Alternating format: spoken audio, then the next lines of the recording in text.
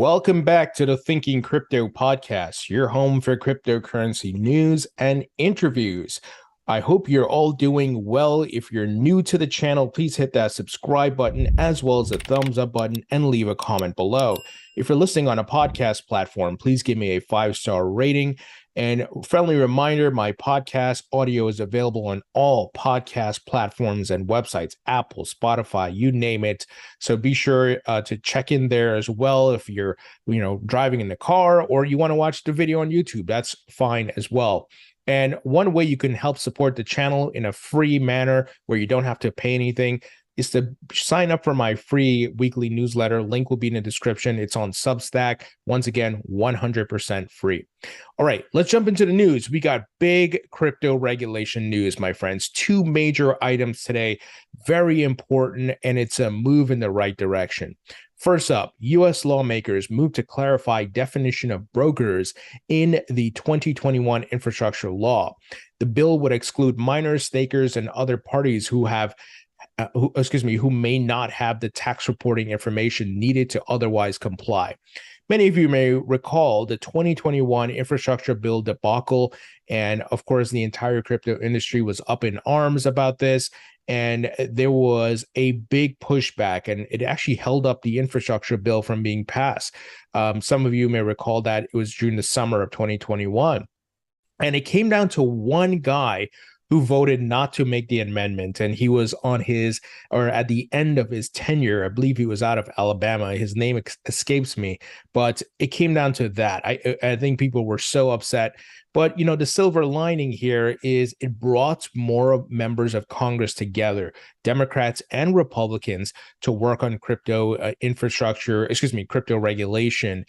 So that is certainly the silver lining. So the members of Congress who supported this are Senators Pat Toomey, Republican out of Pennsylvania, Mark Warner, Democrat out of Virginia, Cynthia Lummis, Republican out of Wyoming, Kristen Sinema, Democrat out of Arizona, and Rob Portman, Republican out of Ohio.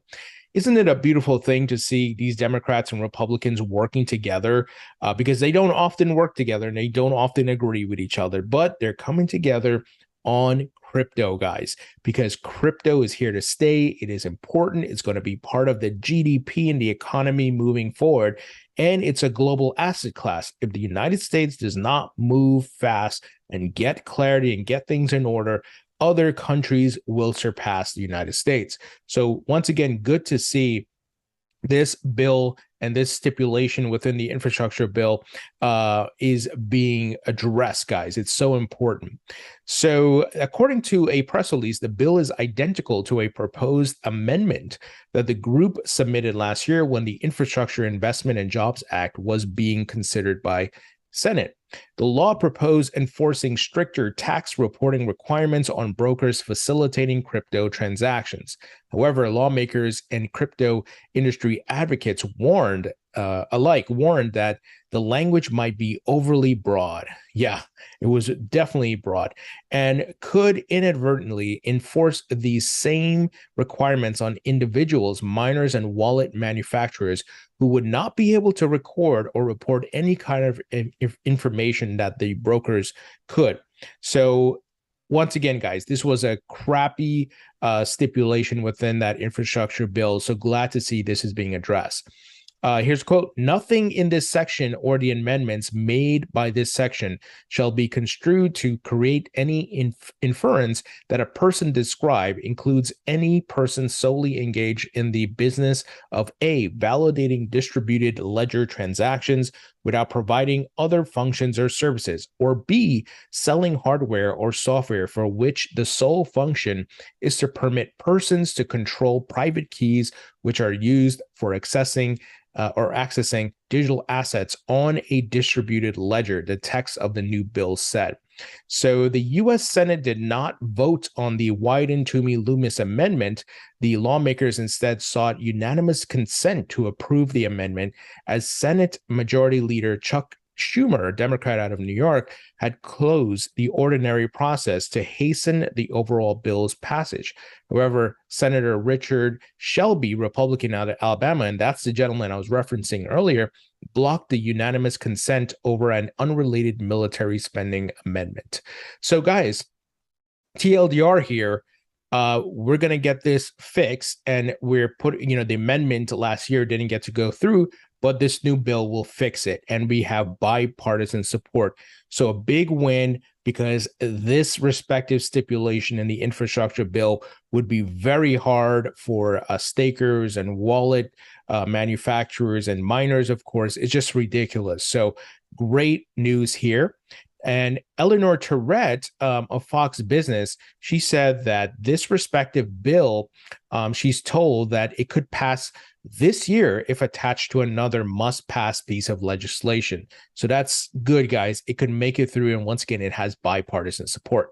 Now, the next bill here, and next legislation that was put forward by members of Congress is important because it gives the CFTC more control of the crypto market. It takes more power away from the SEC.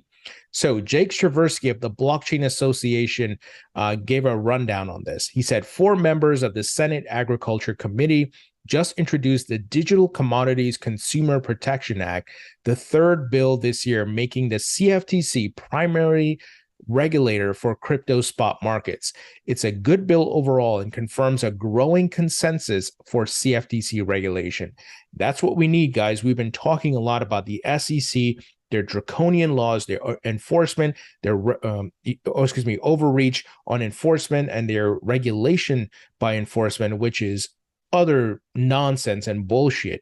And we see people are calling out Gary Gensler in the SEC, and obviously the Ripple lawsuit is the big lawsuit happening right now, the high-profile one, which we want Ripple to win. Even if you hate Ripple or you don't own XRP, if you own Cardano and Solana and whatever else, you want Ripple to win, because Gensler is going to go down the list. He's going to target these different crypto assets and even go after the exchanges. Like you see him going after Coinbase. They went after BlockFi, fined them $100 million and so forth.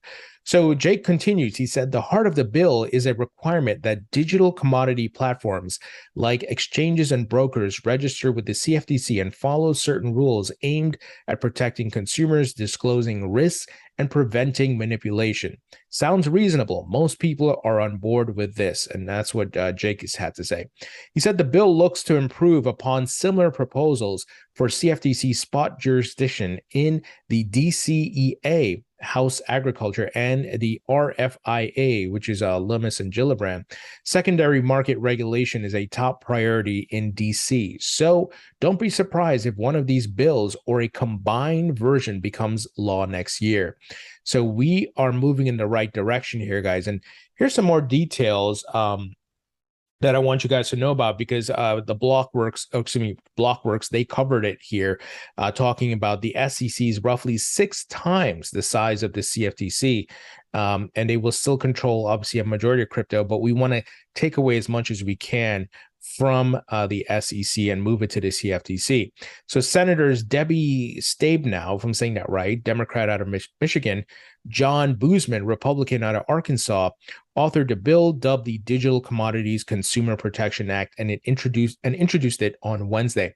So guys, great news, right? We're seeing a pushback on the SEC. We're seeing legislation put forth to have the CFTC control more of the crypto market. And that's what we need. We need that balance of power, and we need to disarm Gary Gensler and the SEC, because they are not doing a good job. And this is why I've continued to cover the Ripple lawsuit and all the hypocrisy and the lies and the conflicts of interest of the SEC.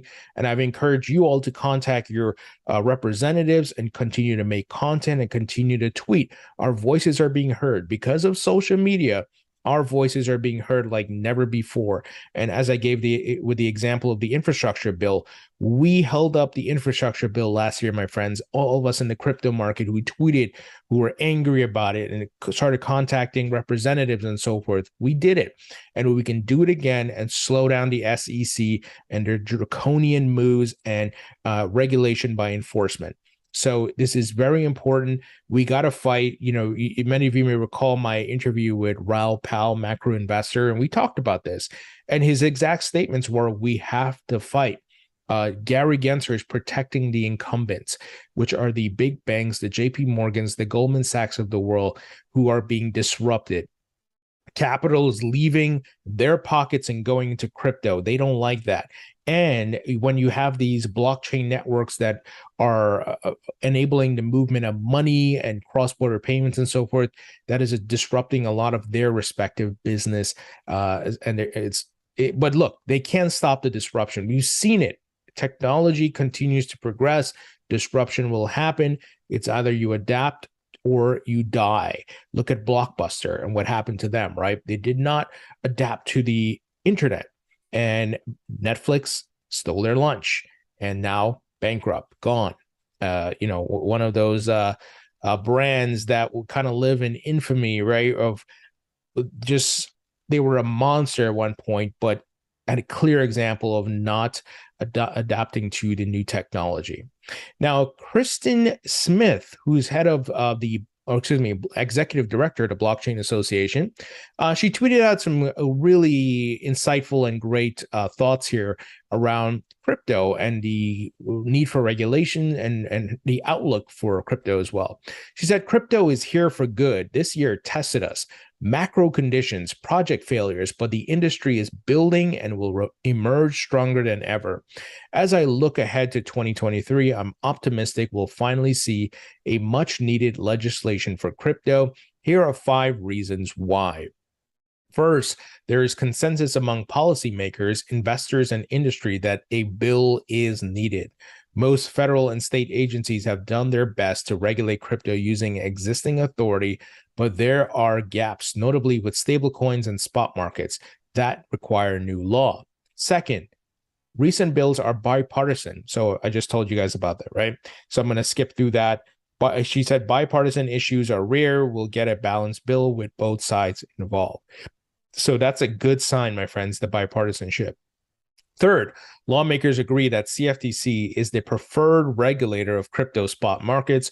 All 3 efforts I've mentioned have this in common. Here's more on the latest bill introduced today. So that was the one I just told you guys about, the Digital Commodities Consumer Protection Act. She said, fourth, the policymaker education gap is closing. The Biden executive order on digital assets pose thoughtful policy questions that the federal agencies will respond to in reports to be released this fall. This will help educate those on Capitol Hill who hold a pen. This is significant, guys. All politics aside, whether you love Biden or you hate Biden or whatever you think about Biden, this move was significant. It forced the regulators and people who weren't paying attention to pay attention. Go out and study it, bring back your reports, and this is going to raise the bar, guys, because it's going to help more members of government to focus on crypto and get their ducks in a row. Fifth, she says the crypto industry is ready to be a constructive partner. In the past year, the industry made a real investment in DC. The number of policy professionals thinking about these issues has skyrocketed. We are ready to have a seat at the table. And she said, new legislation isn't guaranteed. I handicap handicap odds of a bill becoming law about 40% by the end of 2023 and 60% by the end of 2024. This may sound like a coin toss, but this is high. 99% of bills don't make it past the introduction phase. This is the best chance crypto has had. So things are moving in the right direction, guys. And she says, to be clear, Blockchain Association doesn't agree with every provision in the bills I've mentioned here, but we appreciate the open process and a chance to make our case to the lawmakers involved. Finally, she said, the moment for legislation is upon us. Thank you to all the members of Congress who are taking this need for sound regulation seriously. We look forward to being a resource to you in the coming months ahead. So, well said. Well said. I think she summarized a lot of my sentiments and feelings. We're moving in the right direction. We're seeing bipartisan support. Things may not be in a perfect, position, but they're in a good position. It's not perfect, but it's good, and we're moving in the right direction. Now, Ripple's General Counsel Stuart Alderoty talked about crypto regulations today, specifically referenced, the SEC and Lbry. He said the SEC argued in Lbry, even if a fraction of people buy a token for investment purposes, you're in securities land. Does every jeweler know now book a one-way ticket to securities land because a fraction of their customers are investing in the oldest commodity, gold? He says the SEC keeps relegating the CFTC to the kids table. That's their regulation by enforcement strategy. Attack projects with varying resources so they can expand their jurisdiction beyond securities by telling judges with a straight face, we're the government, so we must be right. Stuart says, time for the industry to lock arms and defend this overreach together. Absolutely. So well said there by Stuart. Now, J.W. Verrett, who I've interviewed, and he's a securities lawyer, and he knows the folks at the SEC. He actually, I remember in my interview with him, he said he spoke to Jay Clayton before he filed a Ripple lawsuit. So this guy is heavily connected to the government. He replied to Stuart's tweet saying, go all the way to SCOTUS, Stuart, so the Supreme Court. I'll do an amicus in support. The SEC has a long and terrible record before SCOTUS with its efforts to unreasonably expand the reach of its power. So this could go very high, guys, in government, and we'll see how it plays out. Hopefully they do take it to that level and put the pressure on Gensler, even more pressure than he's already under. Now, let's move ahead to some other news. Mastercard CFO, their chief financial officer, says they will continue to expand in areas such as crypto and e-commerce. Of course they will. They will be foolish not to, because everybody, as you all may be seeing, is headed in that direction. A world running on blockchain, and crypto, of course, is going to be a part of that, and tokenization on the blockchain, guys. Smart contracts, I think in the next 10 years, everything that we're doing as it relates to contracts will be on the blockchain. Now, Robinhood's latest round of layoffs will not stop them from launching crypto products, executives say. So Robinhood, of course, laid off some folks. They had some Q2 losses, but similar to Mastercard, they can't stop, because you have to keep innovating. Remember, you have to adapt or die, innovate or die if you don't. So this is the future, crypto and blockchain. They know what they have to do. So the company seeks to use its $6 billion balance sheet to potentially acquire companies at attractive valuations. Boy, I wish I was in this position to go buy some of these companies where the bear market has dropped their valuations, and you can make out well in the years ahead as this asset class grows. So regardless of the recession and what's happening with these companies and their books, they are still looking to build out their crypto services and products, guys. That should make you bullish that they see what's on the horizon, and it's just a matter of going through the market cycles. So if your portfolio is down now, this is, of course, an opportunity to buy more and add it to your portfolio. Not financial or investment advice. I'm just telling you a typical principle. It could be in stocks as well. It could be in real estate, right? Buy low, sell high. When there's blood in the streets, that's a time you want to be greedy. When we're headed to new all-time highs and there's mass euphoria, that's a time you want to be bearish and you want to be looking to take profit. So it's boom and bust cycles, guys. And that's playing out in the crypto market as well. Finally, some not so good news. The Terra Luna collapse, of course, happened, guys. We all know about that, but it was reported that a South Korean VC firm, Hashed, confirms that they lost $3 billion in Luna's collapse. Holy crap, $3 billion. Man, that must have hurt. That's a big time loss. I don't know if they're going to survive, but man, the whole Luna debacle was tough. A lot of folks took a hit there. Finally, we talked about it yesterday. Solana, the wallets that support Solana were hacked. It looks like the number of funds, yesterday we reported it was 5 million. It's up to 6 million, and it was likely tied to the Slope wallet. We also talked about the Phantom wallet and so forth, and I hope, many of you who hold Solana, you got it off of these hot wallets that are connected to the internet, and you put it on a cold wallet, such as a hardware wallet, like a Ledger Nano S and X. If you want to get one of those wallets, link in the description. That is what I use to store my crypto. I have my private keys, and it's a great solution. And, you'll have peace of mind. You can sleep at night. If you have hundreds of thousands of dollars of crypto or millions of dollars in crypto, you know where it is, and you can put that hardware wallet in a safety deposit box or a safe. It's just a way better option. And be careful with these hot wallets, guys. We are still in what I would call, and I talked about it yesterday, the Web 1.0 version of a lot of these technologies. And as always, 1.0 of any technology is usually not great, right? It's got vulnerabilities. There's some sort of flaw, but that doesn't mean it's not here to stay or it won't get better. There just needs to be future iterations to make it better, guys. Just like the web, the web was crappy in the dial-up days. Websites could get hacked easily. Information could be stolen. And don't get me wrong, some of that still happens, but it's not as bad as it was in Web 1.0. So think of it as crypto or blockchain 1.0, and we still got to get these functionalities and these on and off ramps up to a new level of security. And so you want to be careful, right, guys? Hardware wallet's the way to go to keep the majority of your funds.